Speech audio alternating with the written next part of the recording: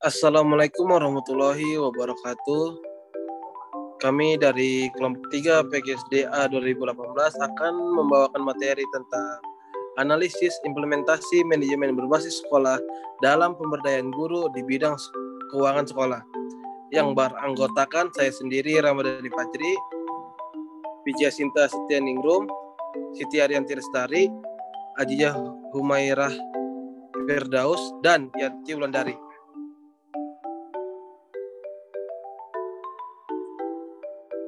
Next.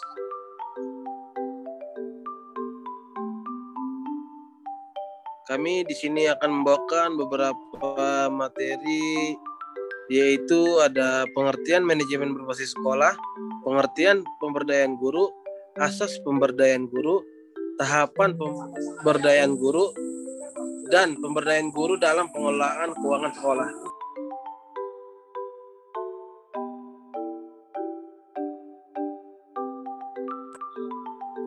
Sebelum masuk ke materi inti, saya akan menjelaskan sedikit tentang pengertian manajemen berbasis sekolah. Jadi pengertian manajemen berbasis sekolah ini ialah model penyelenggaraan pendidik yang memberikan keleluasaan kepada sekolah untuk menyusun dan melaksanakan program pendidikan di sekolah sesuai dengan kebutuhan melalui pemberdayaan sumber daya yang ada untuk mencapai tujuan pendidikan yang lebih efisien dan efektif dengan tetap memperhatikan tujuan pendidikan nasional. Lalu di sini ada pengertian pemberdayaan guru. Jadi pengertian pemberdayaan guru ini adalah proses memberikan kemampuan kepada guru agar mampu memberi pertimbangan terkait baik atau tidaknya cara mengajar, kemudian mampu mengambil keputusan sendiri untuk menyelesaikan permasalahan mengajar yang dihadapi di dalam kelas, sehingga dapat bekerja dengan kinerja yang lebih tinggi dan lebih baik lagi. Di sini juga ada pemberdayaan guru bertujuan untuk membentuk guru baik sebagai individu maupun sebagai anggota suatu kelompok agar mampu berpikir secara mandiri sekaligus mampu bertindak dan mengendalikan apa yang mereka lakukan menggunakan kemampuan kognitif, afektif, dan psikomotornya. Selanjutnya akan dibacakan oleh Saudari Sinta. Baiknya, terima kasih. Saya di sini akan membahas materi tentang asas pemberdayaan guru. Yang pertama yaitu asas tujuan. Bertolak dari anggapan bahwa kebutuhan tenaga kependidikan akan harga dirinya mungkin dicapai dengan turut menyumbang pada suatu tujuan yang lebih tinggi. Jika seorang guru berhasil dalam berkontribusi program sekolah, dia merasa lebih berharga dan lebih diperlukan. Contohnya, ikut mengembangkan ekstrakurikuler sesuai keahlian siswa. Misalnya, seorang guru membimbing siswa yang jago debat atau berpidato menggunakan bahasa Inggris. Jika siswanya menang, maka sekolah dan guru pun akan turut merasa bangga. Yang kedua yaitu asas keunggulan. Bertindak dari anggapan bahwa kebutuhan tenaga kependidikan membutuhkan kenyamanan serta harus memperoleh kepuasan dan memperoleh penghargaan pribadi. Misalnya, seorang guru pramuka berhasil membawa kegiatan pramuka ke tingkat kabupaten dan berhasil memenangkan lomba pada kegiatan tersebut. Kepala sekolah memberikan penghargaan kepada guru tersebut karena bisa membawa sekolah lebih berprestasi dan dikenal masyarakat luas. Yang ketiga, asas mufakat. Dalam hal ini, kepala sekolah harus mampu menghimpun gagasan bersama serta membangkitkan tenaga kependidikan untuk berpikir kreatif dalam melaksanakan tugasnya. Misalnya dalam menentukan program-program sekolah yang mau dilaksanakan selama satu periode. Kepala sekolah meminta pendapat kepada para guru-guru dan kemudian disepakati bersama. Yang keempat, asas kesatuan. Kepala sekolah harus berusaha untuk menjadikan tenaga kependidikan sebagai pengurus upaya pengembangan sekolah. Hal ini penting untuk menumbuhkan rasa kepemilikan pada tenaga kependidikan terhadap sekolah tempat mereka melaksanakan tugas. Contohnya, kepala sekolah memberikan tugas masing-masing kepada tenaga kependidikan seperti menjadi seorang sekretaris, bendahara, dan lain-lain.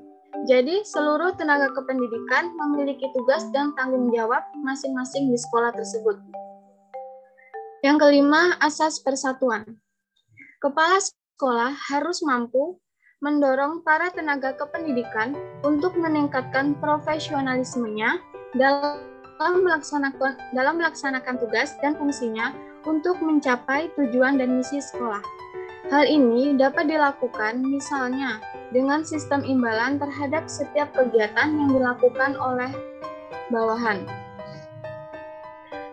Misalnya, bendahara berhasil mengelola keuangan sekolah dengan baik dan profesional dalam melaksanakan pekerjaannya, dan kepala sekolah memberikan imbalan mungkin berupa tambahan gaji.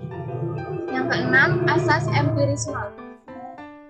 Kepala sekolah harus mampu bertindak berdasarkan atas nilai dan angka-angka yang menunjukkan prestasi tenaga kependidikan. Karena data yang memuat semua komponen sekolah memegang peranan yang sangat penting. Misalnya, guru yang berprestasi atau memiliki kemampuan di atas rata-rata harus segera diberdayakan. Sedangkan guru yang belum berprestasi atau kemampuannya rendah harus diberikan pelatihan. Yang ketujuh, asas keakraban. Kepala sekolah harus berupaya menjaga keakraban dengan para tenaga kependidikan agar tugas-tugas dapat dilaksanakan dengan lancar. Contohnya, kepala sekolah mengunjungi ruang guru hanya untuk mengobrol soal pribadi maupun soal pekerjaan. Yang terakhir atau yang kedelapan yaitu asas integritas. Kepala sekolah harus memandang bahwa peran kepemimpinannya merupakan suatu komponen kekuasaan untuk menciptakan dan memobilisasi energi sekolah, energi seluruh tenaga kependidikan untuk melaksanakan dan menyelesaikan tugas dengan sebaik-baiknya. Di sini berarti kepala sekolah berhak mengatur dan menentukan tugas yang akan diberikan kepada anggota-anggotanya. Misalnya kepala sekolah menunjuk seorang guru menjadi sekretaris. Jadi guru tersebut harus menjalankan tugas dengan sebaik-baiknya. Untuk materi selanjutnya akan dilanjutkan oleh Saudari Yanti Wulandari. Baik, selanjutnya yaitu mengenai tahapan pemberdayaan guru. Kegiatan memberdayakan guru tentunya tidak dapat dicapai secara langsung. Oleh karena itu, kemandirian dari guru itu sendiri sangat menentukan tujuan utama dalam pemberdayaan guru tersebut. Nah, untuk menjadikan guru menjadi profesional dan berkualitas, maka ada beberapa tahap pemberdayaan guru. Yang pertama yaitu penyadaran dan pembentukan perilaku. Pada tahap ini yaitu adanya sebuah perencanaan, kemudian dari perencanaan itu kemudian guru dibentuk untuk sadar akan kualitas dirinya seperti itu. Dan tahap kedua yaitu transformasi pengetahuan dan kecakapan keterampilan. Pada tahap ini, guru dibimbing untuk memiliki pengetahuan yang lebih dan juga kecakapan atau soft skill dari guru tersebut. Karena guru harus bersedia menerima bentuk penghargaan, misalkan gaji, kemudian melakukan kegiatan seperti workshop, seminar, maupun sosialisasi. Dan tahapan terakhir setelah adanya penyadaran akan pentingnya masa depan yang lebih baik, kemudian ada transformasi pengetahuan dan melakukan pelatihan-pelatihan. Selanjutnya tahapan terakhir yaitu peningkatan pengetahuan yang telah dimiliki. Ya, seperti kita ketahui bahwa guru pasti memiliki pengetahuan. tapi pengetahuan itu tidak hanya stuck hanya di situ saja. Oleh karena itu, pada tahap ini perlu adanya peningkatan pengetahuan sehingga guru itu akan menjadi berkualitas. Nah, dari ketiga tahap tersebut dapat dikatakan bahwa pemberdayaan guru juga harus berjalan secara seimbang dan terlaksana dengan baik. Melalui proses pemberdayaan ini, guru diharapkan memiliki kebebasan dalam pelaksanaan tugas, tanggung jawab, serta pengambilan keputusan dalam berkarya, guna mengembangkan mutu pendidikan sekolah. Itu saja dari tahapan pemberdayaan guru, selanjutnya akan dibahas oleh Saudari Yanti. Ya, terima kasih kepada Saudari Yanti Wulandari. Saya akan mencoba untuk melanjutkan materi selanjutnya, yaitu tentang pemberdayaan guru dalam pengelolaan keuangan sekolah. Jadi, guru selain menjadi pengajar dan pendidik, tentunya memiliki tanggung jawab terhadap pengelolaan sekolah, khususnya di bidang keuangan. Nah, dengan adanya keterlibatan guru, tentunya akan memberikan pengalaman serta wawasan baru, sekaligus memberikan kesempatan adanya transparansi dana sekolah. Nah, dengan demikian, penggunaan dana ini dapat diketahui oleh seluruh warga sekolah, tidak hanya oleh oknum-oknum tertentu saja. Nah, peran kontribusi guru dalam pengelolaan keuangan sekolah terbagi menjadi dua, yaitu kontribusi dalam administrasi keuangan sekolah dan kontribusi dalam peningkatan pendapatan sekolah. Next. Peran guru dalam administrasi keuangan sekolah. Jadi, pada dasarnya, pengelolaan keuangan sekolah ini seharusnya dibebankan kepada orang yang memang kompeten di bidangnya, dan sebaiknya hanya fokus pada bidang tersebut. Nah, namun banyak sekolah di Indonesia yang masih kekurangan sumber daya manusia sehingga harus terpaksa gitu, menugaskan guru kelas ataupun guru mata pelajaran untuk membantu dalam pengelolaan keuangan sekolah. Nah, biasanya sebelum ditugaskan, baik guru secara khusus maupun secara keseluruhan akan diberi pelatihan terlebih dahulu, mulai dari perencanaan, kemudian penyusunan, hingga bagaimana cara melaporkan keuangan sekolah tersebut. Nah, tujuannya apa? Tujuannya ya agar semua guru itu dapat memiliki pengetahuan tentang pengelolaan sekolah. Nah, dari pelatihan ini, maka nantinya akan terlihat mana guru yang memang memiliki potensi lebih dalam pengelolaan keuangan sekolah, sehingga nantinya guru tersebutlah yang akan ditugaskan menjadi bendahara sekolah. Nah, adapun peran guru dalam administrasi keuangan sekolah, yang pertama yaitu membuat dokumen keuangan sesuai dengan dana pembangunan. Yang kedua, membuat laporan data usulan pembayaran gaji atau rapel ke pemerintah kota. Yang ketiga, membuat pembukuan penerimaan dan penggunaan dana pembangunan. Yang keempat, membuat laporan dana pembangunan pada akhir tahun anggaran. Yang kelima, membuat laporan rancangan anggaran pendapatan bantuan sekolah atau RAPBS. Yang keenam, membuat laporan triwulan dana bantuan operasional sekolah atau dana BOS. Yang ketujuh, menyetor pajak pertambahan nilai atau PPN dan pajak penghasilan atau PPH. Yang kedelapan, membagikan gaji atau rapel. Dan yang terakhir, menyimpan dan membuat arsip peraturan keuangan sekolah. Untuk pembahasan selanjutnya mengenai kontribusi dalam meningkatkan pendapatan sekolah akan dilanjutkan oleh rekan saya, yaitu Azizah Humairah. Baik, terima kasih kepada Saudari Ariyanti. Selanjutnya saya akan menjelaskan mengenai peran guru dalam peningkatan pendapatan sekolah. Jadi, guru bisa membantu meningkatkan pendapatan sekolah melalui beberapa upaya. Yang pertama yaitu melalui pengadaan bazar di sekolah.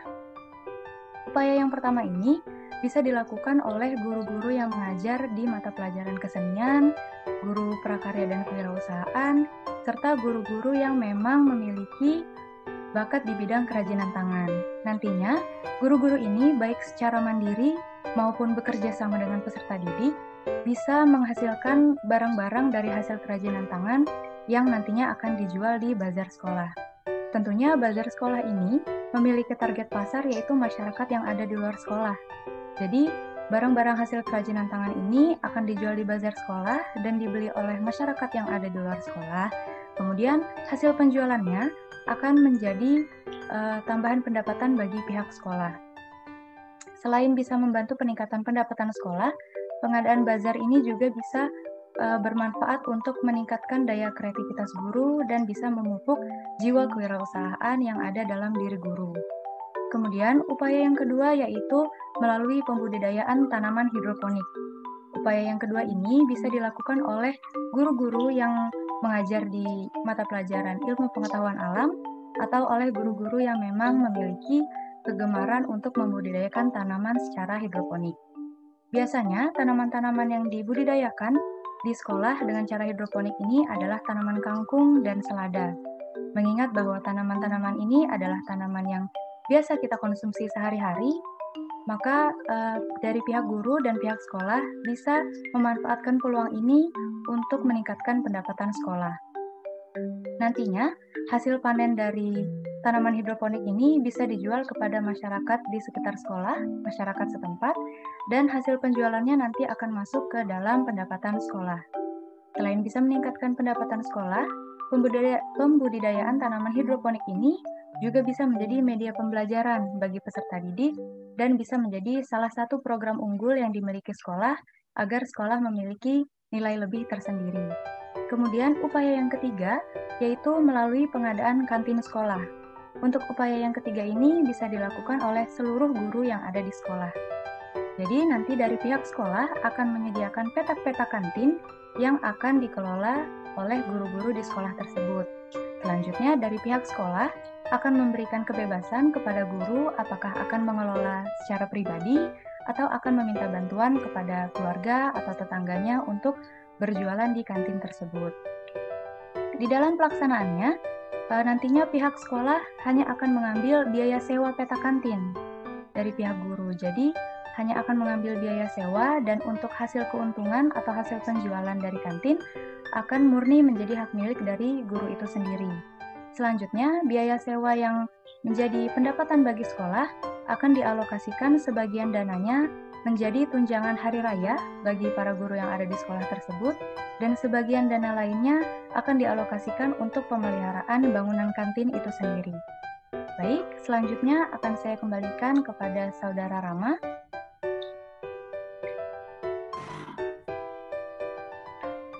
Ya, terima kasih kepada teman-teman yang telah menyampaikan materi.